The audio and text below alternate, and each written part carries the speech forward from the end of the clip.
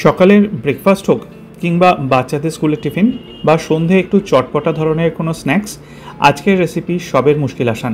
নমস্কার, কুইজিনিয়া চ্যানেলের পক্ষ থেকে সকলকে জানাই সাদর আমন্ত্রণ। আমাদের সবার চ্যানেল কুইজিনিয়াকে সাবস্ক্রাইব করে পাশে থাকা বেল বাটন আর অল আইকন প্রেস করে রাখলেই সব নতুন ভিডিও নোটিফিকেশন আপলোড হওয়া মাত্র পৌঁছে যাবে আপনাদের কাছে।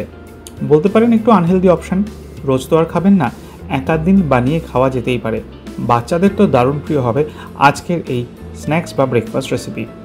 এখানে আমরা একটা বাটির মধ্যে প্রথমে নিয়ে নিয়েছি বয়েলড ম্যাগি, মানে আগে থেকে সেদ্ধ করে জল ঝরিয়ে রাখা ম্যাগি।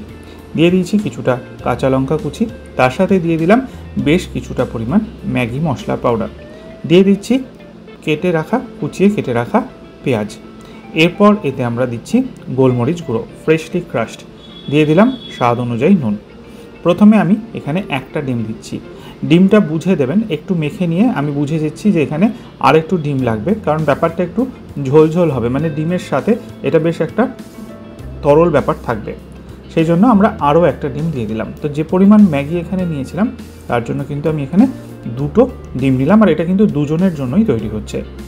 এবার এটাকে ভালো করে হাত দিয়ে মেখে নেওয়া হয়েছে। কড়াইতে নিয়েছি একটা ফ্রাইং প্যানে সাদা তেল, রান্নাটা সাদা তেলেই হবে।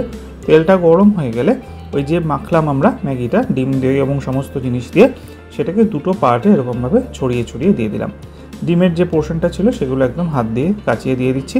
অপেক্ষা করব মিডিয়াম ফ্লেম নিয়ে অন্ততপক্ষে 4 থেকে 5 মিনিট। মিডিয়াম ফ্লেমে এটা 4-5 মিনিট হয়ে যাওয়ার পর সন্তর্পণে খুন্তির সাহায্যে এটাকে আমরা উল্টো পিঠে করে দিচ্ছি। দেখুন এই পিঠটা কিন্তু প্রায় হয়ে গেছে। আর তারপর আরেকটা যেটা আছে সেটাকেও সেম পদ্ধতিতে উল্টে দিলাম। একইভাবে মিডিয়াম ফ্লেমে এটাকেও কিন্তু এই পিঠে অন্ততপক্ষে মিনিট 4-5 রাখবেন। যখন দেখবেন দুটো পিঠই সুন্দরভাবে হয়ে গেছে, এটা আমি আরেকটু এই পিঠটাকে করব, এটা আরেকবার ওই জন্য উল্টে দিলাম আর রেখে আরও মিনিটখানেক এদিক ওদিক করে নিচ্ছি।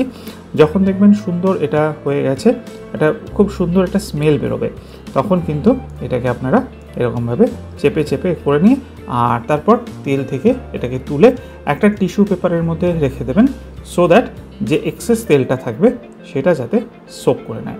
এরকম একটু দাঁড় করিয়ে নিয়ে একটু তেলটাকে ঝেড়ে নিন আর তারপর এটা একটা টিস্যু পেপারের ওপর রেখে তারপর সার্ভ করুন। ওপর থেকে টমেটো সস বা পছন্দ অনুযায়ী যে কোনো সস দিয়ে পরিবেশন করুন।